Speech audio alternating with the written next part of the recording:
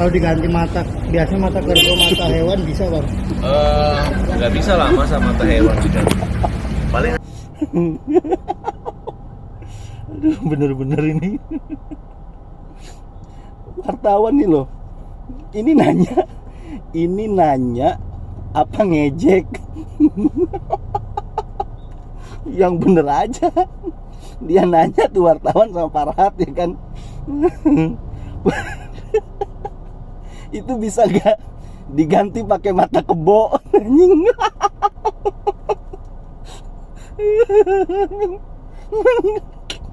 Nggak jadi ngebayangin. Matanya Agus diganti pakai mata kebo katanya. Aduh.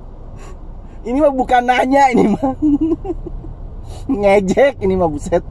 Aduh, bener-bener. Ya itu si Farhat juga nanggepin lagi ya kan pertanyaan. Ditanya sama wartawan, Farhat nanggepin gitu loh. Ya mana bisa diganti pakai mata hewan. Udah jelas-jelas itu bukan pertanyaan gitu loh. Anjing. Aduh. Mata kebo, bayangin. Matanya Agus ya kan dapat tuh nama di apa sih istilahnya, dicongkak ya, apa sih, lupa lah nama istilahnya itu punya. Pakai mata kebo, lo bayangin. Ini kan bukan pertanyaan gitu loh. Aduh bener-bener. Cuma gini loh, itu ya apa namanya, itu pertanyaan memang kesannya kan konyol begitu loh. Tapi tahu nggak kalian itu, dari pertanyaan itu bisa jadi satu indikasi bahwasanya apa mungkin Agus itu mengidap satu kelainan mental. Apa itu?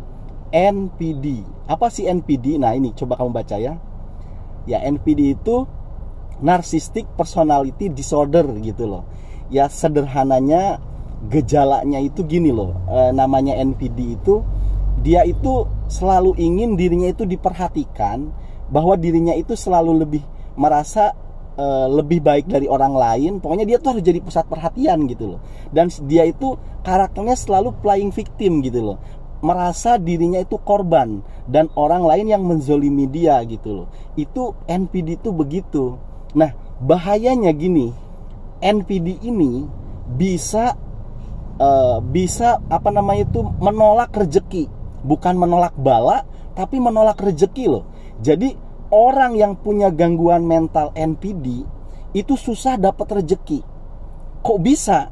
Karena begini, kan NPD itu adalah orang-orang narcissistic personality disorder. Itu ciri-cirinya itu dia selalu ingin diperhatikan, dia itu selalu playing victim, dia selalu menjadi korban, dia kan orang lain yang menzolimi dia gitu loh. Selalu ingin diperhatikan, merasa lebih dari orang lain, tidak terima pokoknya kalau ada orang lain itu di atas dia begitu loh. Dalam kondisi apapun loh ya, kalau orang punya gangguan mental ini, baik itu dia orang terkenal, artis, ataupun bahkan orang biasa yang mengalami gangguan NPD ini, itu gejala-gejalanya itu seperti itu. Dan itu saya pastikan ya, orang-orang yang kena gangguan mental NPD ini susah dapat rezeki. Bagaimana kok bisa begitu? Ini saya kasih satu analogi ya. Ini analogi ini pengalaman pribadi nih. Saya gini, saya itu pernah jemput kakak ipar ke bandara ya kan. Saya yang nyetir tuh, saya yang bawa mobil kan. Saya jemput kakak ipar saya. Nah kakak ipar saya itu dia bawa temen ya kan. Nah kebetulan temennya ini istri dari manajer di perusahaan batubara di Kalimantan begitu loh. Nah jadi ketika saya nyetir, otomatis kan saling ngomong nih, saling tektokan lah, tanya jawab gitu kan, bertanya. Di situ ya namanya juga istrinya bos ya kan, yang diceritain tentang mobil, tentang aksesoris mobil ya kan, pokoknya tentang ya nggak jauh-jauh tentang mobil lah begitu loh. Kebetulan saya yang nyetir tuh di situ. Nah saya ketika nyetir itu saya kan ditanya, ya saya jawab apa, tapi saya jawabnya itu ya sesuai kondisi saya begitu loh. Ya memang misalkan mobil saya itu jauh lah dengan mobil si istri bos itu, ya saya ceritain, ya saya bilang, saya mah boro-boro ngomongin hal-hal yang begituan. Ini aja mobil saya satu-satunya harta saya gitu loh ya, saya eman-eman gitu kan gitu. Pokoknya ibaratnya saya itu merendah lah begitu loh. Tidak istilahnya, meskipun saya ngerti lah ya sedikit-sedikit tentang mobil, tapi saya tidak istilahnya tidak menjawab pertanyaan si istri bos itu dengan sok tahu atau dengan mengimbangi lah, misalnya begitu. Dia misalkan bicara tentang A, saya bicara tentang A juga, tapi saya enggak. Ketika bicara dia di angka 8, saya memposisikan saya di angka 5 begitu loh. Kan nah, dari ini nih, jadi saya memposisikan tuh gitu di bawahnya si istri bos ini. Saya tidak pernah ingin di atasnya saya nggak mau gitu loh. Saya selalu bicara ya, kalau dia bicarain angka 9 ya saya bicara di angka 6 begitu loh. Nah jadi begini, kalau orang NPD yang mengalami gangguan narcissistic personal disorder itu, ketika orang lain bicara angka 9, dia itu akan bicaranya angka 10, ya kan, atau 9,5. Bahkan ketika dia tidak menguasai di bidang bukan pembicaraan dia, bukan topik pembicaraan itu, dia berusaha untuk seakan-akan tahu gitu loh, menguasai topik pembicaraan itu. Pokoknya dia tuh posisinya nggak boleh di bawah orang lain aja, minimal selevel atau kalau bisa di atasnya begitu loh. Nah kalau saya itu ketika ngomong ya saya bawahnya begitu loh. Tahu nggak kejadian selanjutnya bagaimana? Ketika si istri bos ini turun, ya kan, ya maksudnya turun lah ya kan, dianterin ke rumahnya. Nah sampai saya rumah, di WA itulah kakak ipar saya di WA itu di kursi, di saku kursi belakang saya taruh amplop, katanya amplop A. Kemudian di cup holder dia naruh juga amplop B gitu kan. Sampai dia naruh 3 amplop. Bayangkan, saya tuh kaget setelah dicek amplopnya itu isinya duit. Yang satu buat mas yang nyetir, katanya buat saya itu. Ya nilainya berapa ya, 300.000 itu. Kemudian karena saya menceritain anak saya juga kan, ketika ngomong itu buat anaknya, buat beli susu katanya 300.000 ya kan. Belum satu amplopnya lagi katanya buat isi bensin. Karena dia ketika perjalanan, saya bilang sama kak ipar saya, lagi bokeh nih, tolong beliin bensin kan begitu. Saya nggak sok-sokan punya duit, memang nggak punya buat beli bensin, ya udah akhirnya dikasih tuh duit. Apa namanya itu, rezeki itu kan, yang tidak saya duga-duga. Lain dengan orang yang punya kelainan mental NPD, narcissistic personality disorder. Karena dia itu kalau bicara selalu ingin selevel. Kira-kira kalau saya waktu itu ngomong selevel dengan dia akan naruh duit, naruh amplop nggak itu di mobil saya, di saku-sakunya, di cup holder?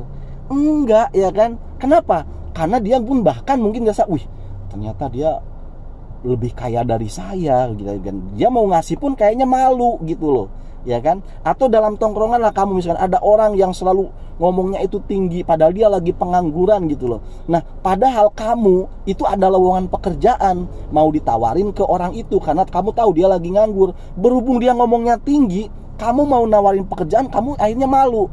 Wah, emang pantas ya lowongan pekerjaan ini saya tawarkan kepada dia, wong dia itu kan kayaknya orang kaya, kayak itu orang hebat. Akhirnya nggak jadi tuh. Itu kan lowongan pekerjaan yang akan kamu tawarkan tuh rezeki. Karena lawan bicara kamu itu punya gangguan narcissistic personal disorder, ya kan, kamu akhirnya malu, sungkan mau nawarin pekerjaan, menghambat rezeki. Begitu loh. Makanya dari sini kita ambil pelajaran gitu loh, bahwasanya kita itu kalau hidup, kalau ada ciri-ciri narcissistic personality disorder atau merasa ingin setara ataupun ingin lebih tinggi dari orang, bahaya. Kamu itu akan menghambat rezekimu itu loh. Bahayanya itu di situ. Nah, ini juga nih kalau kita kembalikan ke Agus, ya kan. Apa sih yang membuat Agus itu begitu ngeyelnya gitu loh? Menurut kita apa sih susahnya, ya kan, menghubungi Teh Novi atau berstatement lah ya, minta maaf, ya kan? Apa susahnya minta maaf? Minta maaf itu kan mudah sekali kalau buat kita ya, nggak bayar, nggak apa begitu loh. Tapi dengan minta maaf itu selesai kasus ini selesai, ya kan? Akan baik-baik saja begitu loh. Bahkan Teh Novi pun akan merasa dihargai dengan ketika Agus minta maaf gitu loh. Maka semua pengobatan, bahkan mungkin ini duit donasi ini mau buat Agus poya-poya, mau buat Agus beli mobil, bayar pinjol, beli handphone, iPhone, bebas. Kalau Teknopinya ini hatinya tersentuh oleh Agus dengan cara apa? Dengan cara minta maaf, silaturahmi minta maaf. Tapi kenapa itu tidak dilakukan oleh Agus? Karena disinyalir Agus mengalami gangguan mental yang namanya personality narcissistic disorder gitu. Jadi dia gengsi untuk bisa pokoknya dia tuh harus levelnya tuh harus tinggi gitu loh. Tidak bisa harus di bawah orang, dia nggak mau. Makanya gengsinya digedein. Itulah yang menyebabkan rezeki itu susah menuju ke Agus. Karena apa? NPD itu tadi. Jadi ini pelajaran buat kalian nih. Kalau kalian masih ada perasaan seperti itu, coba dikurangin, belajar, dikurangin itu dikit-dikit itu. Perasaan ketergangguan mental ini. Biar kamu Biar kamu hidupnya berkah, mudah dapat rezeki. Begitu loh. Sampai sini paham ya? Mudah-mudahan dari sini kita bisa ambil pelajarannya. Terima kasih karena sudah menyimak.